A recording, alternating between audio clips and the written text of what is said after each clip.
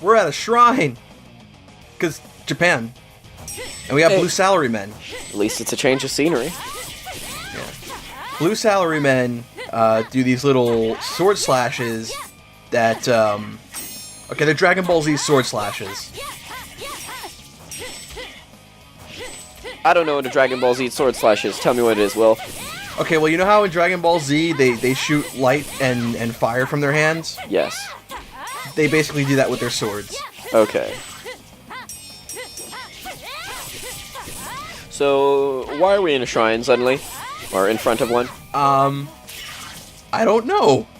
Honestly, the story is, like, kind of just there for this game. If it's in, like, any of the documentation, like, originally, it's not there in, the version that was, like, released here. And if it is, I'm having a fucking hell of a time finding it.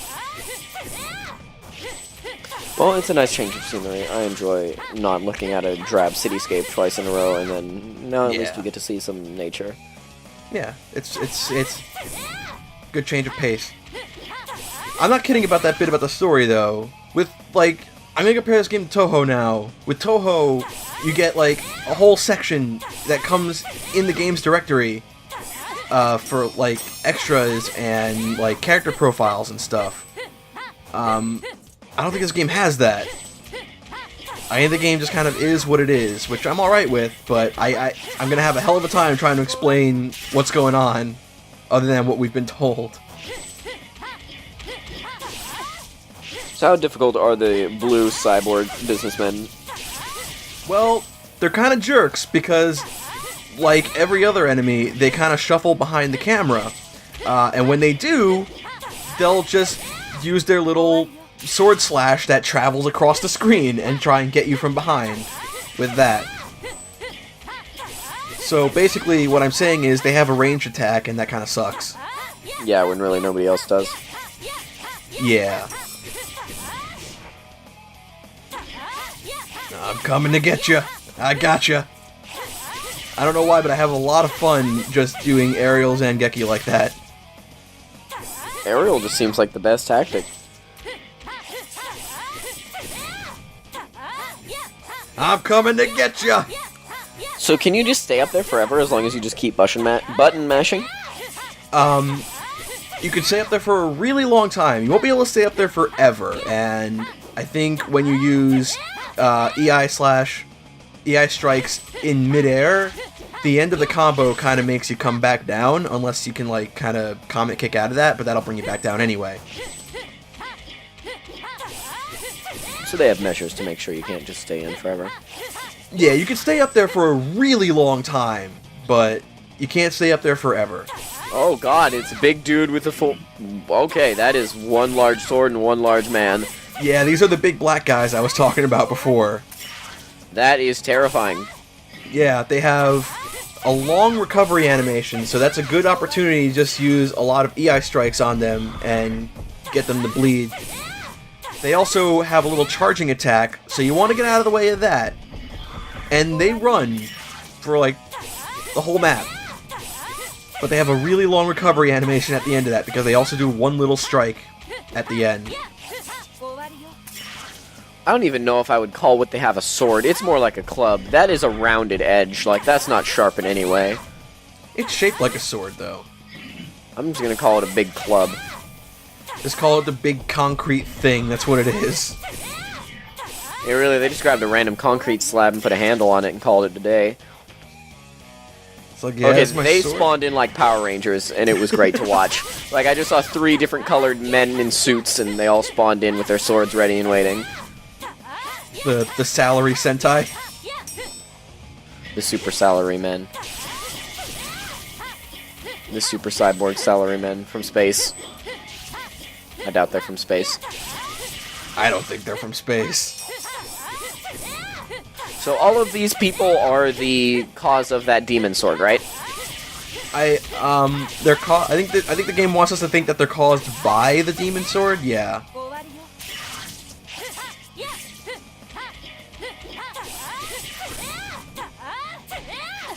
I'm telling you, man, there's not a whole lot of documentation that I know of for the story. I think it's just kind of there.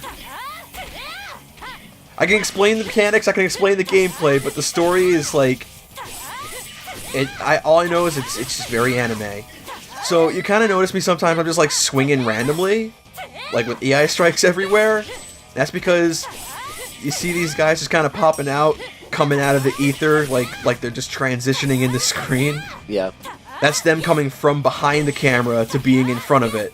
They like to shuffle a lot, and what they like to do is shuffle out of the way of the camera so you can't see them, and then come up behind you and do shit like this. Yeah, I can see the black suits just kind of dash at you, and that's mean when you can't see them. Yeah. So you can pretty much like EI strike once you have it, like just anywhere on the screen, and chances are you're gonna hit an enemy if you're dealing with a lot of enemies at that point in time. So almost no strike is like wasted. Even if you can't see an enemy there, it doesn't mean he's not there.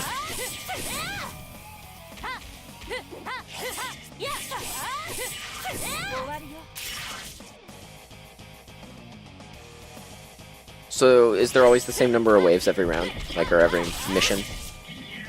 Yes, yeah, I think so, except for the last one. The last one is something special, and we'll see that when we get to it. Alright.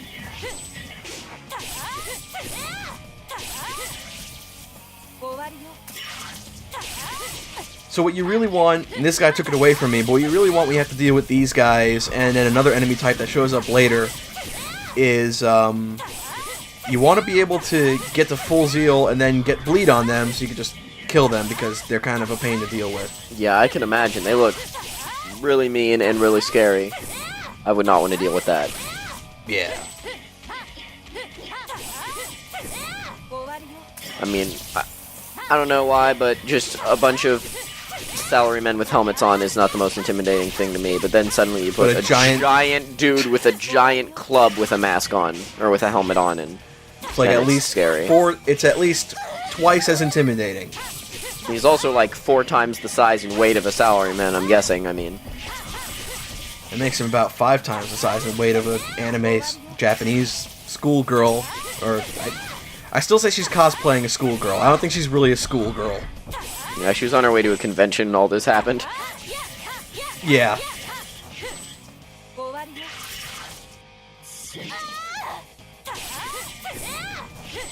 Maybe Suzuka just got left behind a few years. I don't know. Well, I mean, in the beginning of the game, it does say former classmate. Maybe that means she's not in school anymore, or the classmate isn't in school, or I don't know. Or they don't go to the same school anymore. I don't know. That's pretty open to interpretation. Yeah. Like, but by anime standards, they do not look like high schoolers at all. Yeah, absolutely.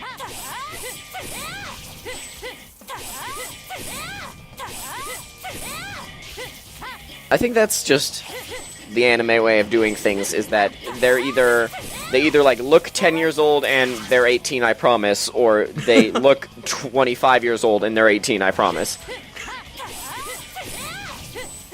Yeah. Unless they're 5 years old, or they look 5 years old and they're 2,000 years old, I promise. Touhou. Hey, well, that's magical reasons. That's not just physical appearance. Yeah, but I mean, it's not just Touhou either. There's a lot of anime that does that. Oh, yeah, but you can always just kind of say, it's magic. That's the excuse. Yeah, but still, it's a very common element. And there's that Sonic Slash coming in handy. Oh, hello, suddenly.